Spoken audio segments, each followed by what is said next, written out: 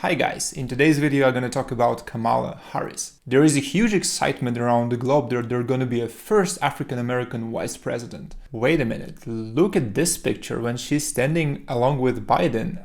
Is Biden African-American as well? Maybe leftists changed the definition of African-Americans and now it means something else. MSNBC went even further. She will become not just the first black woman vice president, but also the first woman vice president of any race. And also, due to the legacy of her mother, the first Asian American vice president. Whoa, the first Asian American president. She looks a little bit different from Andrew Yang, but maybe we are all ignorant and we just don't understand the new language of the left. Let's see what's going on here. First, let's start from her mother.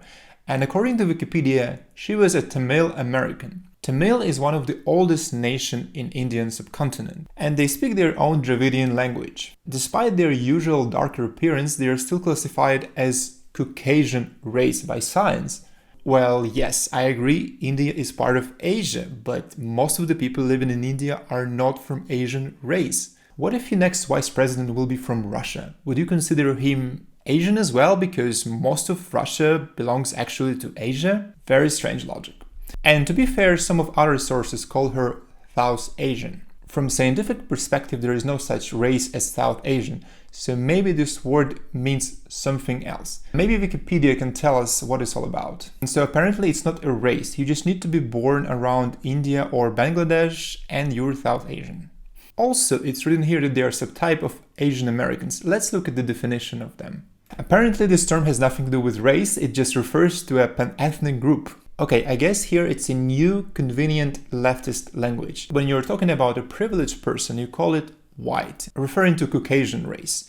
When you're talking about minority, you call them Middle Eastern or South Asian, despite their being from the same Caucasian race. That's a very nice trick. Therefore, we covered maternal part, and now we know that Kamala is half Caucasian/Dravidian race. What about her father? I bet he's African-American. Wikipedia tells us he is a British Jamaican-born American economist and professor emeritus at Stanford University. Everyone knows that Jamaica is a land of Bob Marley and black culture. But let's look at the photo of Kamala's father. He definitely could have had some African-American roots, but I would not call him a black person. The good thing that Kamala's father wrote an article at Jamaica Global Online to describe all his family. Alright, my roots go back within my lifetime to my paternal grandmother, Miss Chrissy, nee Christiana Brown, descendant of Hamilton Brown, who is on record as plantation and slave owner and founder of Brownstown. Wait, what? Slave owner? Maybe it's all fake. Actually, on Wikipedia, there is something called Brownstown. It's like almost 7,000 residents, and it was founded by Hamilton Brown. And for Hamilton Brown, you can read that he was an Irish sugar planter and slave owner.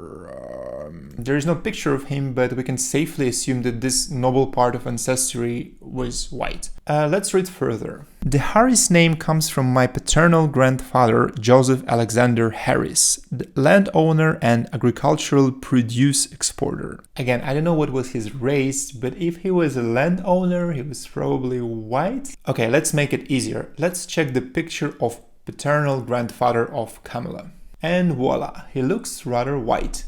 Let's check paternal grandmother.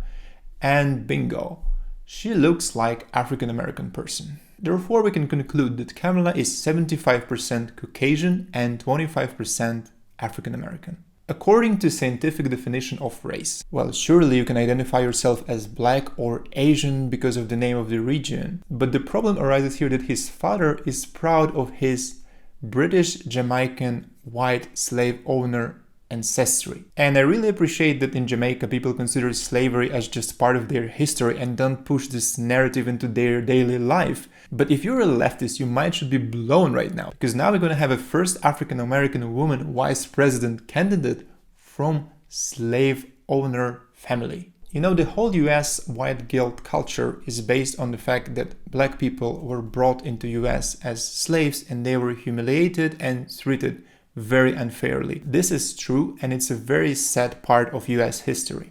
The problem here is that Kamala is not a descendant of US African American slave. Both of her parents are not part of US African American black culture. She never grew up in a black ghetto. If I was a black guy in US, I would feel insulted and manipulated by claiming that Kamala is the first African American VP woman. It's just bullshit. Black people are smart, and according to primary polls, Kamala didn't bring much excitement to black voters back then. So good luck Biden and Harris in November. It's gonna be really, really tough.